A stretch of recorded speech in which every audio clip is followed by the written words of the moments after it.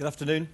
Hi there, I'm Bruce Daisley, and so this session is really designed, it's split into two parts really. So the intention, if you're looking to go back to the office with loads of action points and loads of clever things written down, probably not the session for you. This is more like a moment to reflect, a filler to think about some things that are happening in society. So it's split into two parts. I'm going to talk first, so I'm Bruce Daisley from Twitter. I'm going to talk really about tone of voice and brands and how it's evolving. And then I'm going to hand over to Peter Robinson. Peter runs Pop Justice, which is a remarkable reinvention, reimagining of the world of pop music, very much in the sort of following in the footsteps of Smash Hitz magazine.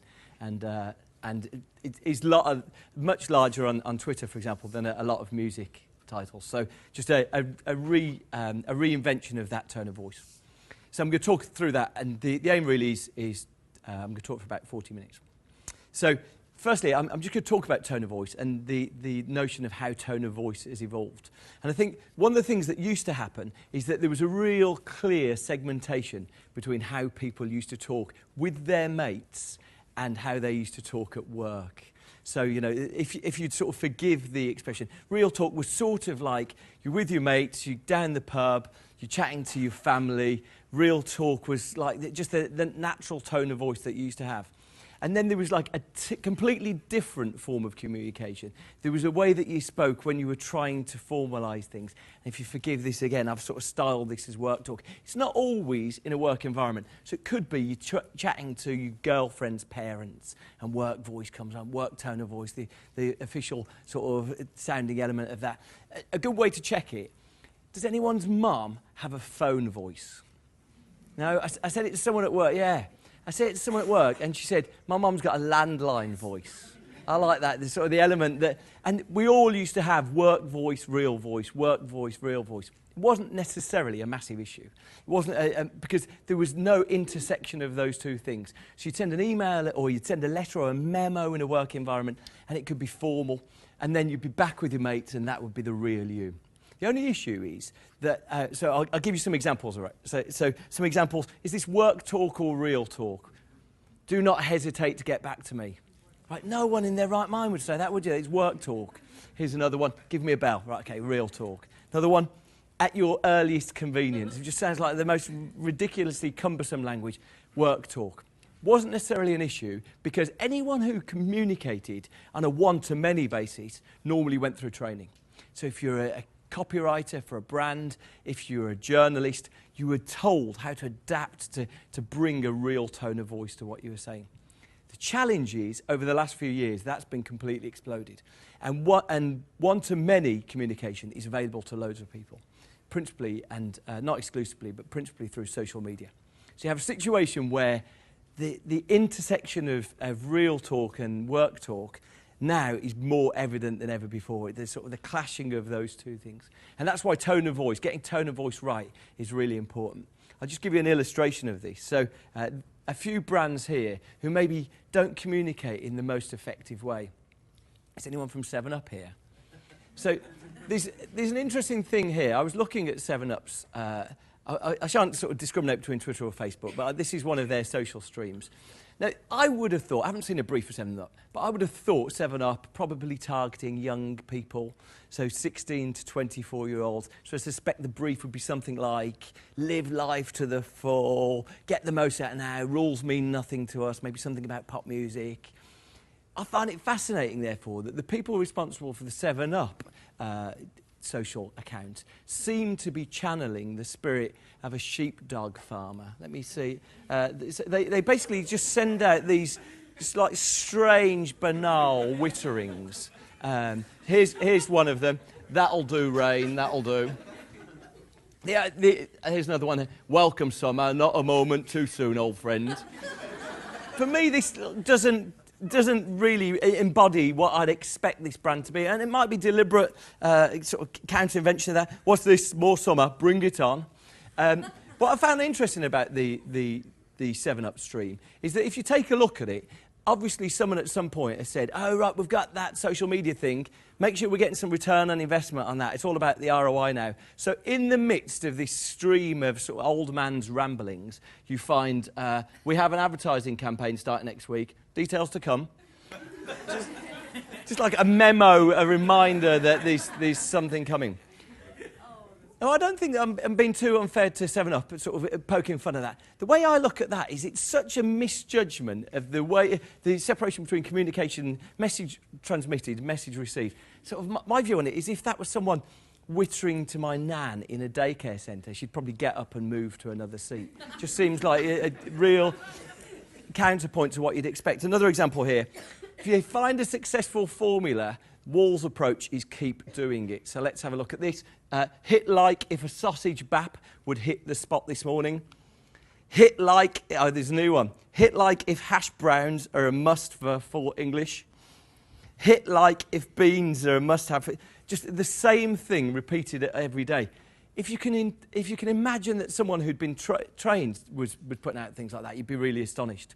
But brands do it all the time. Here's another example. There was, I know for most right-meaning individuals and people with any sense of decency find the idea of guitar solos abhorrent. But I heard this quotation the other day that I thought I could even forgive the person who did it. Robert Cray, who apparently is a man who people who like guitar solos think he does really nice guitar solos, made a quotation, which was, he was asked about his guitar solos, and he said, here's what I do. I think of the first thing that comes into my head and don't play it. And I think that's a nice thing about inspirational conversation or anything creative. Take the first thing that comes into my head and don't do it. That doesn't apply to the approach of Volvo cars and McCain on Valentine's Day. So here you go. Roses are red, Volvo is blue, the all-new V40, which one is you? And McCain posted, roses are red, violets are blue, you are so lovely, chips are too.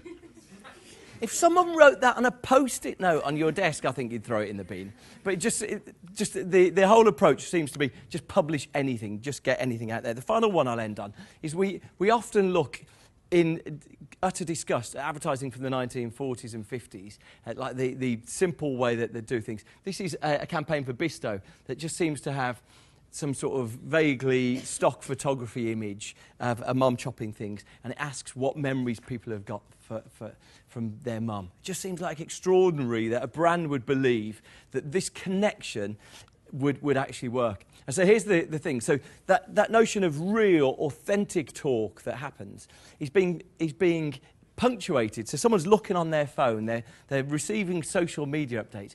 Their real talk environment is being punctuated. That's something that feels clumsy, inauthentic, doesn't seem to come from a human being. And obviously, clearly, most brands a lot of brands are suffering from that confusion of getting those things wrong. You don't need to be a genius to work out that tone of voice has completely evolved. Fascinating thing that came out of the Leveson inquiry last year was a look at David Cameron's texts. And you might have seen that David Cameron was, through his text messages, it wouldn't be a surprise if someone receiving a text message saying Rebecca Brooks had been arrested replies lol. But he replied lol, thinking it meant lots of love. So it was a big problem that David Cameron, it was widely published, but he was trying to adapt to a more informal tone of language. What I was particularly interested about this was the way that David Cameron's text speak became a thing. So here's another one. WTF, where's the footman? IMHO, is my horse outside? Just a nice reimagining of how David Cameron might speak in a familiar tone. Here's another one. When I was growing up, the way that politics spoke and the way that politicians spoke was so forced, was so cumbersome. It just seems like a different language. Really interesting to see this tweet from the Labour Party just at the end of last year. Send out a search party. Lib Dem press haven't tweeted since July the 13th. Lib Dems replied, sorry, we've been busy running the country. #coalitious. I think Lib Dems have suffered enough. And the idea that in their name, that people are using the #coalitious is probably the final insult. Where was coalitious in the manifesto, Clegg? No one promised that. The reply from them, yes, that's going well. Keep up the good work. Just bringing a human tone to conversation. One of the fascinating ways that I think you can see how this has evolved is the process of news management and news training. one of the, it's been sort of long established that pop stars have, and footballers have so much media training, so much preparation for the world of being widely interviewed, that normally all the interesting stuff is completely sucked out of them. But that's not necessarily the case for Rihanna. I don't know if anyone follows Rihanna on social media, but I think the way you'd look at this, a psychologist would say that she's pretty close to the unadapted self. There's no sense with Rihanna that she's trying to adapt herself to win you over. Here's a tweet to her. She often replies to people who tweet her. She's very connected to these things. Rihanna, do you know your boobs are hanging out in like all your videos, right? Just checking. She replies, you're welcome. There you go. There's another one here. This is from Fish E. Pooms. Only females who are deprived of talent need to sell their art with sex and soft porn. Right, Rihanna? She replies, whatever you say, Fishy Poom Poom. That was quite heavily retweeted. Drew Prosser tweets, wow, as I look through Rihanna's timeline, I realise how classy she actually is. I see a lot of C words and F words. Not cool, not attractive. She replies, F words, you C word. Hashtag unclassy navy. So just the sense that media training is actually something that a pop star like Rihanna has abandoned. I'm going to give you an example now. And often there's a strong learning that happens that when brands realise that certainly communicating in an authentic way is a lesson that you can learn very quickly. So this is a case study here. Hold with it till the end because it has a sort of resolution to it. But Waitrose did something which was an interesting approach and probably not something that many people would advise. My dad, I went to see my dad 2 weeks ago. My dad is still astonished that people in London don't talk to each other on the tube. And I explained to him that the reason why they don't talk to each other on the tube is London is full of fucking nutters. And so no one wants to... But the nutters that are on the tube are nothing compared to the dark underbelly of the internet when you lift it up. And certainly open questions like, finish the sentence, I shop at Waitrose because are the questions that you do not want to open to the internet. As it stands, they got off pretty lightly. So they asked this open question, hashtag Waitrose reasons, and it was sort of kind-hearted. And there were some nice responses. Here's one response here from this chap, Richie ZM. I shop at Waitrose because the staff are more friendly and helpful than in Sainsbury's. That's nice. Pretty much this one's the same thing, said in a much more lyrical way. I shop at Waitrose because even the security guards kiss you on both cheeks when you enter, darling. Quite sweet from those people. Here's the next one. I shop at Waitrose because I was once in the Holloway Road branch and I heard a dad say, put the papaya down, Orlando. This was my favourite here. I shop at Waitrose because I once heard a 6-year-old boy in the shop say, Daddy, does Lego have a T at the end like Merlot? The interesting thing is that clearly the subversive response to what Waitrose tweeted was obviously something they hadn't anticipated. But the lesson of 1,000 years that took place in that day for them had sort of a good ending because they suddenly realised that most of these things were actually expressions of fondness.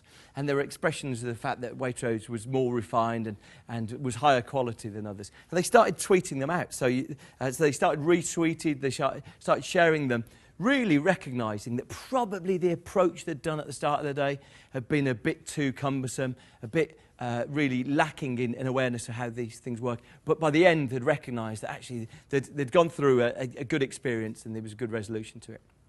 I'll talk through this because I guess to some extent what a brand might start thinking is the only thing that works on social media to just be wacky. And there's a website called Wackaging, actually, that looks at how post-innocent smoothies, how hundreds of brands started repositioning themselves, packaging themselves just as wacky brands. But I don't think that's the only tone of voice that can work in an internet environment. And so we looked at this and created this. We saw a great piece of work by a group of artists called Helicar and Lewis. And they have this triangle. They have a triangle which, when anyone commissions any work from them, the options for them are work can be good, fast, or cheap. And they invite people to choose two. And so we adapted this to really think about how brands can think about their social tone of voice. And yeah, being funny is one of the options for a brand. But it's not the only option. There was a great piece of work by Carnegie Mellon University in 2008 called Who Gives a Tweet? And it was an exploration of all the tweets that people see and what people find interesting, what don't they find interesting. The digest of it's about 4 pages. And the thing they looked at is they looked at all of the tweets that people valued. Of the ones they valued, 48% of them were informational. So they had info in them. So down there.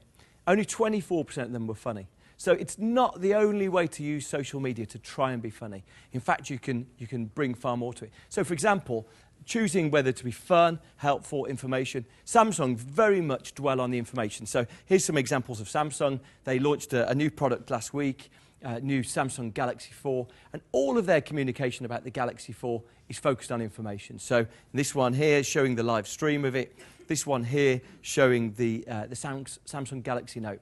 There's no wackiness, there's no attempt to be funny, there's no attempt to be irreverent. They just try and provide information. Let's look at Innocent. So Innocent really tread the line between fun and being information. So they try and balance the two. So you get some things that are very overtly just trying to share product information. Very simple tweet from Innocent here, just telling you a price promotion that's taking place in Sainsbury's. Very simple, nice imagery, but very focused on information. Flip side is they also tweet out a lot of things, and they're fantastic on Facebook too. They tweet out a lot of things. This is the on-off switch that they tweet out, and just so their timeline attempts to strike a balance between the two. It keeps that sense of innocent that you have, that sense of fun that comes through their packaging, but also tries to communicate in an information way. So effectively choosing that choice is really important. And I guess that's one of the things that we saw from the Next brand. The Next brand set about trying to really be simultaneously fun and have a human tone of voice, but provide help. So O2 are absolutely formidable on all social media. They're incredible on Twitter. And I guess one of the things that we were really intrigued by is they had a couple of network outages last year. So they had a couple of major crises that they had to deal with. And they actually said through adversity, that was one of the best ways to test that the systems they'd put in place. So O2 had 2 situations where their network went down for 24 hours. So if you're on O2 network, all of your emails, your text messages, your phone calls, everything stopped for 24 hours. You suddenly realise how we've migrated to a world that everything's tentative. I'm going to meet you vaguely near Angel Station at about 8 o'clock. Suddenly doesn't have much cachet to it when you're trying to find someone in and around that area. As a result of that, O2 got quite a lot of tweets directed to them with Class A swear words in. And so I'll sort of give you an illustration of this. This is Ashley Roberts. O2 have said sorry, nice. So when I don't pay my bill for another month, will sorry do? How about something, your mother's, you somethings? They replied, she said no thanks. Here's one here from Graham Cummings. I don't think Graham Cummings sounds like that nice a guy.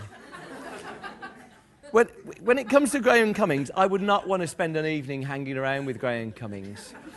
Just things go wrong on your night out with Graham. I think he's going to take exception to it. But Graham says, something you, suck something in hell. They replied, maybe later, got tweets to send right now. Sort of nice response. The one person you want watching your back is Bent Welly. Miss Gray. When things are going wrong in life, I really hope when some sort of scandal happens, some prickly email that I've sent gets exposed and I end up losing my job, I want Bent Welly on my side defending the subsequent Daisley gate that happens. And Bent Welly tweets, whoever's running the O2 Twitter feed today is handling the abuse really well. Go you. Little smiley face as well. And O2 replied, I need a hug. Here's another one. So they got a whole load of people tweeting them because they were exhibiting such a tone of voice. This is a nice one. Hey, I just met you, and this is crazy. I'm on O2, so fax me maybe. Winner so far. But here's the impact of that. So one of those things that goes wrong with a brand, normally that has an impact for years. So when something like, if you remember when the Sony PlayStation network went down, when Perrier water got contaminated with benzene, all of those things have impacts on brands for years. But here's what happened in this situation. That human tone of voice, that ability to converse with people, actually had a positive impact. So this is what Wired magazine published, and they looked at different sentiments, again expressed on Twitter, but different sentiments for the brand exhibited over time. So you can see here that, yes, through the network outage, there was a massive surge in people feeling sad or people feeling angry. But the biggest increase was the love to the brand. When you speak in a human tone of voice, it has an incredible effect. There's someone in my office who recently tweeted to a restaurant, and the chef of the restaurant replied to her. And even though it's a small restaurant that can seat about 30 people, that moment of feeling like you've been connected with a brand and connected with just something that you have affection for has an amazing impact. I'll show you this final one here. You may have seen this one before. This is a gentleman, Tunde. He tweeted to O2, "Bastard big man, Ting, I swear, direct me to your owner. What happened to my internet connection, fam? Man's having to use Wi-Fi and that." And I get the vibe from that his internet's not working. But he replied to that. O2 replied to that, "Have you tried to reset the router, Ting, fam, so a man can use the Wi-Fi and that?"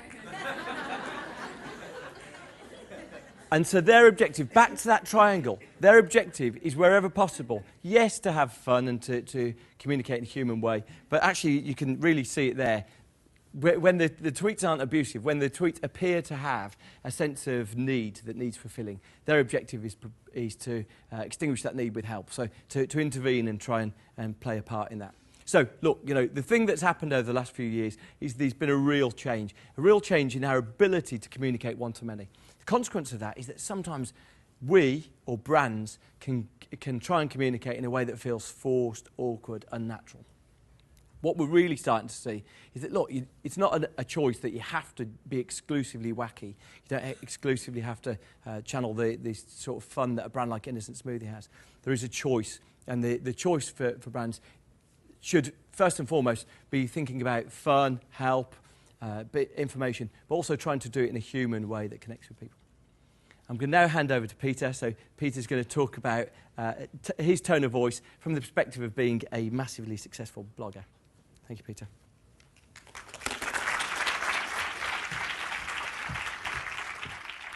Thank you. I'm not quite as good a presenter as Bruce there, but on the plus side, I do have a slide coming up which features a picture of a fig roll. So there's that to look forward to. Let me know when you see it. If I was to ask you to name something that works best when you don't really know it's there, you'd probably say either police surveillance or incontinence underwear. There's plenty of that being discussed elsewhere on the programme at the moment, so I'm going to concentrate on tone of voice. It's this thing which is around us so much at the moment that we sometimes don't even notice that it's really there.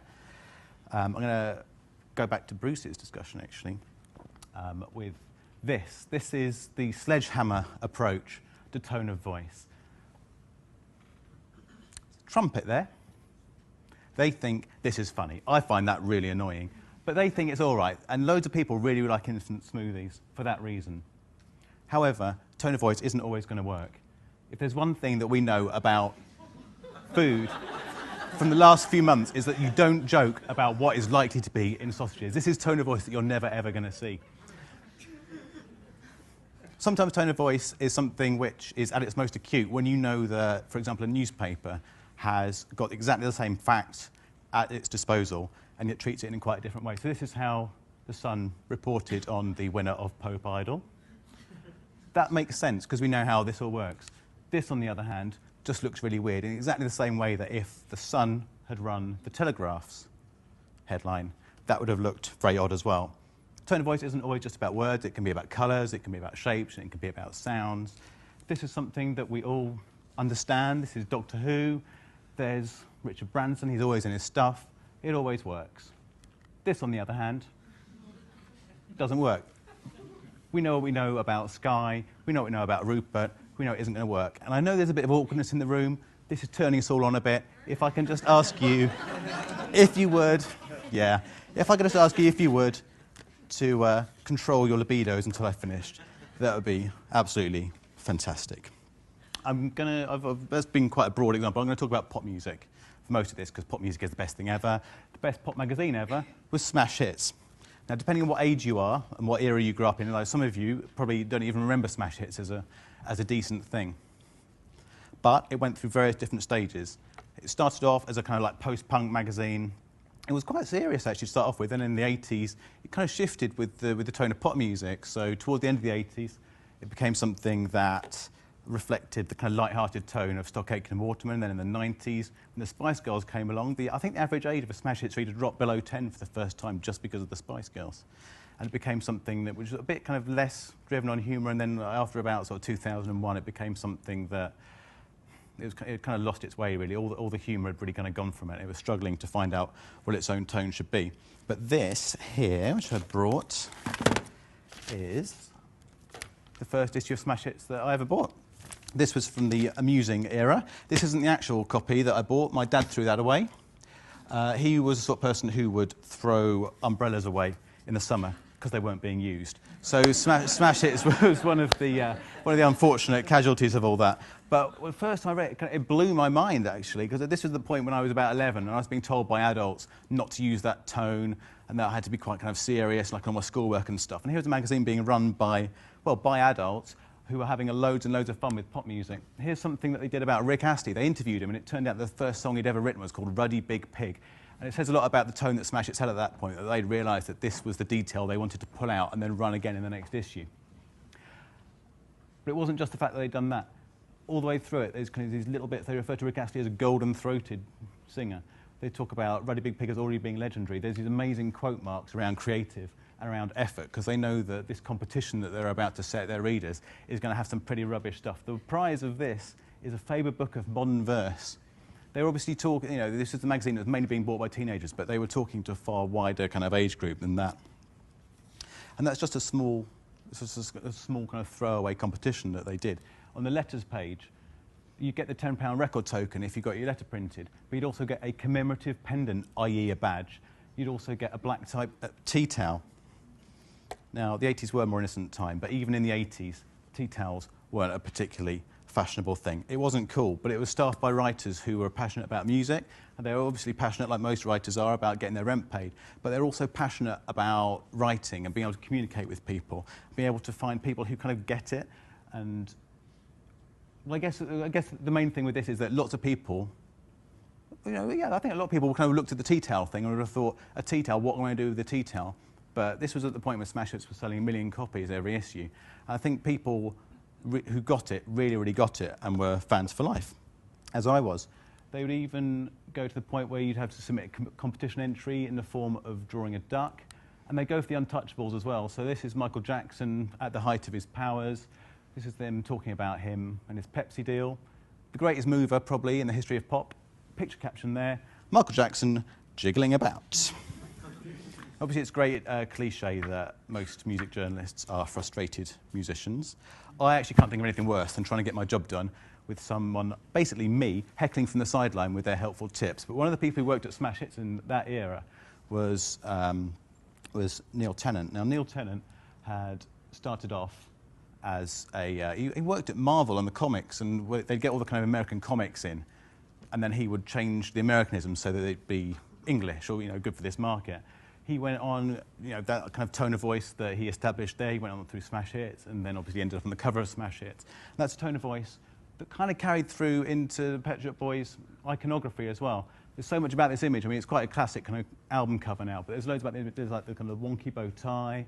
There's the punctuation. It's not a quote mark this time, but it's a comma. It's a small A. They wanted the album title to be part of a sentence.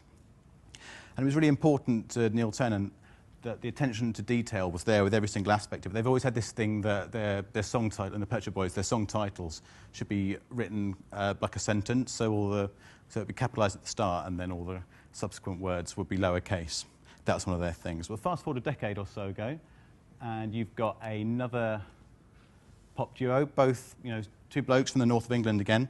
This is Hitz. They have a brilliantly defined tone. I first came across them when they were in a slightly different band. They were the key members in this band. They were sort of like gothy, and it didn't quite work, and no one could figure out what they were supposed to be.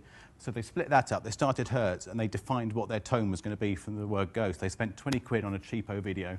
They were they were almost motionless in it, but there was this weird girl dancing behind them, and it kind of it wasn't funny, but there was a slight kind of tongue-in-cheek element to it. And they carried this through the whole album campaign. So when their where is it? When their album came out, one of the part of their contract was that when they signed their record label, they wanted they had a clause inserted so that they would get 2 tickets to Eurovision and a comb, because they've got quite good hair, which a comb lends itself to. And to journalists, they sent out this quite nice faux leather box. It contained the CD and some sheet music. It also contained a comb, and this is the sort of thing that journalists ended up then writing about, and it communicated what they were trying to get across, that the music could be perceived as being quite serious, but there was a bit of a knowing look to it. By the time their second album was coming out, like about a month or two before it was supposed to be coming out, I got this in the post, a cassette player with nothing attached to it. It was just a cassette player in the post. A couple of weeks later, I received from Russia a letter in which is handwritten. This is from, I was quite worried when I started off reading it. It's from basically some ex-sweetheart who was like, "You left your jacket at my place. I've taken it to the dry cleaners." And there was a dry cleaning ticket from around the corner from my office in with a letter. Went to the dry cleaning place, and there was a jacket in there with a Hertz logo on it. And in its pocket was a cassette. And inside the cassette box was also, and obviously on the cassette was a load of gibberish, like Russian kind of radio frequencies and stuff. Then there's a ticket to a live show that they were doing at Heaven. Turned up at the live show, and this woman who had written me the letter met me at the door, took me upstairs, gave me some booze, took me into a darkened room where there were 12 monks in a circle chanting, and I ended up on my knees with them telling me that my name was Dave. And then I went to the gig, and that's the sort of thing which, obviously, they knew I was going to blog about this at every step of the journey. And the fans and obviously the people who read Pop Justice were really getting into it, and it's about kind of bringing personality to life in the real world, I suppose. And I don't mind telling you, I was pretty much shitting it when I was on my knee. It was really weird, but I won't go into any more detail with that. No, we're never going to know how Smash Hits would have approached Hertz, unfortunately, because Smash Hits shut about 3 years before Hertz came along. This is what Smash Hits ended up like. The tone had sort of, they were trying to do tone with it, so you might notice a couple of speech bubbles. In fact, how many are there? 1, 2, 3, thought bubble, 4, 5, 6 different speech bubbles. There's exclamation marks. They're like punctuation still exists as a thing, but it's basically a children's magazine, is what it had turned into. You wouldn't get a tea towel with this version of Smash Hits. They would be too scared that people might think it was a little bit silly. Around that time, I started up Pop Justice, which I kind of wanted it to have like the golden age of Smash Hits, or my particular golden age, kind of built into it. To say that Pop Justice is indebted to Smash Hits is probably a little bit of an understatement. But I wanted it to be something which would be able to kind of divide between good pop and bad pop. There'd still be villains and there'd still be heroes and that kind of thing. And when I started it off, it was a point when it started off in 2000, so kind of print journalists weren't really getting into the internet that much. But it seemed to me that all those kind of bits that you see in a feature when you read like a magazine article or something like that, you have sort of sidebars and box outs and little fact boxes and things like that. And these were the things that really lended themselves to blogging, and these kind of little, really kind of bitty things that you could do. So Pop Justice sort of took off, and it was me running it by myself for a long time. And the tone of voice that Pop Justice had, it came really naturally to me because it was how I wanted to write. But it was only when other people started writing with me on it that I realised how complex and how convoluted, and how actually sometimes what I was trying to do that just didn't make any sense to anybody. People who were starting to write for it were saying it's almost like stepping into another character, in the same way that now, like, I know people who work in social media pretending to be pop stars on Twitter, and they have to kind of flip between these different characters here and there, depending on which tweet they're sending. So as an example of some of the tone that we try and get into Pop Justice, you know how, like, when you read in the Mirror or something, it will refer to Robbie Williams and they'll say, "Angels hitmaker Robbie Williams." Well, we have this running gag which amuses me, if nobody else, that instead of picking someone's biggest hit, you'll go for their biggest flop or their most notorious disasters. So instead of Angels hitmaker Robbie Williams, you'll have Rude Box Maestro Robbie Williams or something like that. Another example is Danny O'Donoghue, who is the singer in a band called The Script. And when BBC were launching The Voice a couple of years ago, they announced that he was going to be one of these judges. And everyone was like, who is this? What is he doing there? So we had to develop a way of always referring to Danny in a certain way. And these are the options that we came up with. We basically wanted like yet another running gag. We went through all these options, and in the end, we decided that it was going to be the singer from The Script. We weren't even going to mention his name. Obviously, there's nothing unfunnier than someone trying to explain why something is funny. But we sort of liked the fact that his identity was so nothingy, and he meant so little that he was completely absorbed by the fact that he was just a singer in The Script. Yeah, poor Danny. And it was also, it kind of almost felt like it was like an anti-nickname that we couldn't even, he was so insignificant that we couldn't be bothered coming up with a nickname. Here that is in the wild. We don't even cap up singer and from. It just happens, it's quite conversational, so it's just like, it's just a singer from The Script. Other bits of tone you'll notice in this catastrophic design of a website. Up in news, top left, the inverted commas are back. It's stolen completely from Smash Hits, make no moans about that. Because it's not really news, it's just about pop music, isn't it? It's not, I'm not going to drop something about Syria in there or something. So it's always just like news. Not proper news is how we look at it. You'll also notice that the headline is quite conversational. This is really bad for SEO. This is what people tell you not to do. This to be honest thing, like who's going to go into Google and look for something to be honest? But I kind of made the decision that Pop Justice should just about value having tone over being usable, really.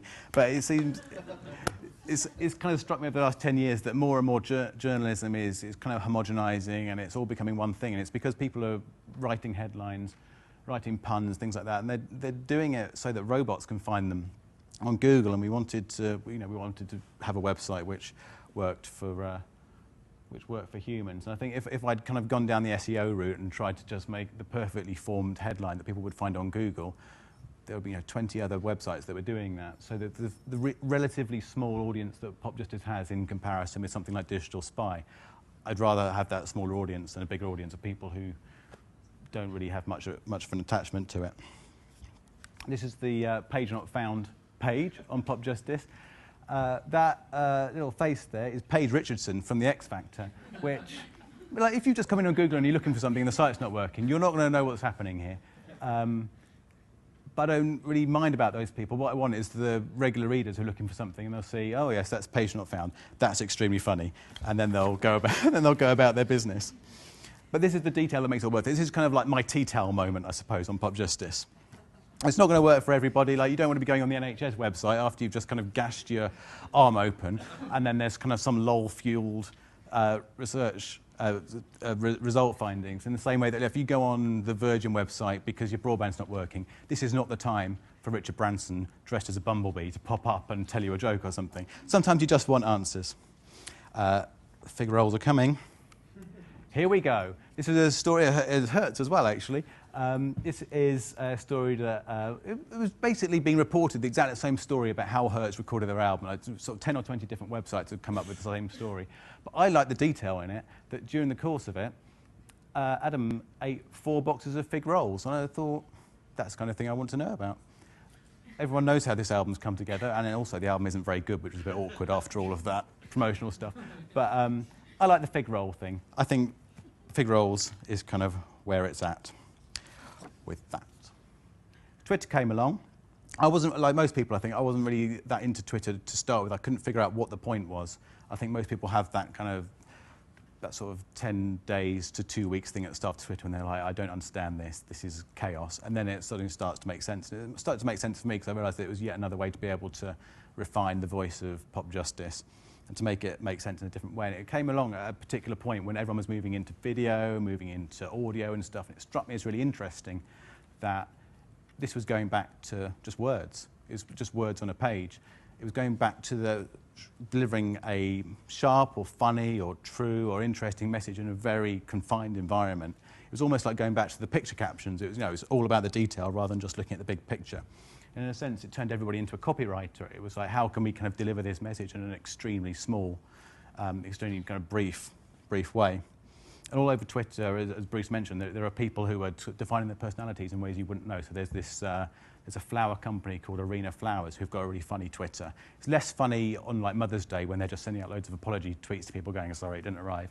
But for the rest of the time, it kind of, I think I'd be more likely to use Arena than Into the Flora, just because it kind of feels like I kind of know them a bit better. And you've got a singer like Alison Moyet, for example, who joined Twitter about a year ago and has just turned out to be extremely funny, swears a lot. This is basically humour and swearing, usually go hand in hand.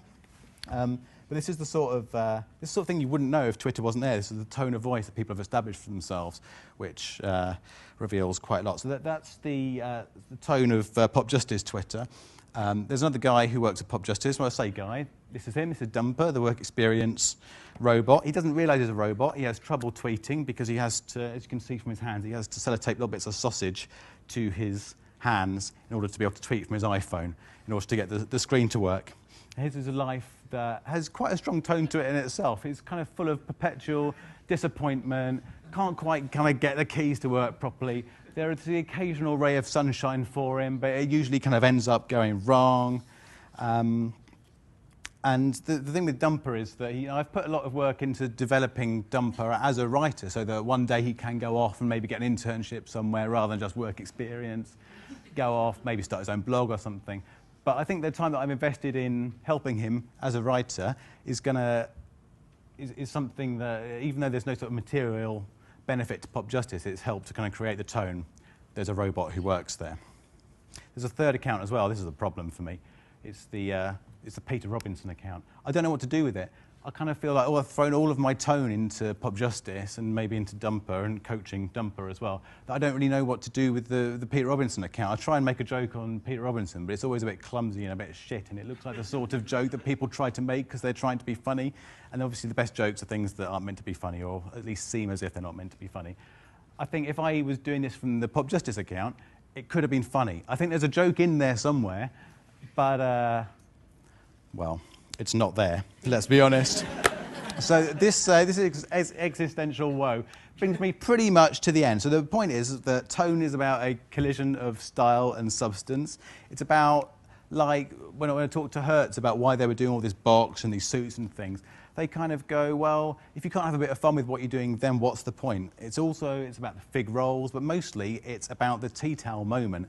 And the tea towel kind of seems like a really frivolous thing, and it's not very easy to explain to somebody who's in charge of the budget, I want to print up 100 tea towels. But if you hit the right people with that right bit of tone and with that right message, then they're going to remember it like I remember the tea towels, 20 or 30 years into the future. And if I can leave you with one bit of advice, is if you don't have tea towels and you're still stuck, just throw some inverted commas around it and you're sorted. Thank you very much.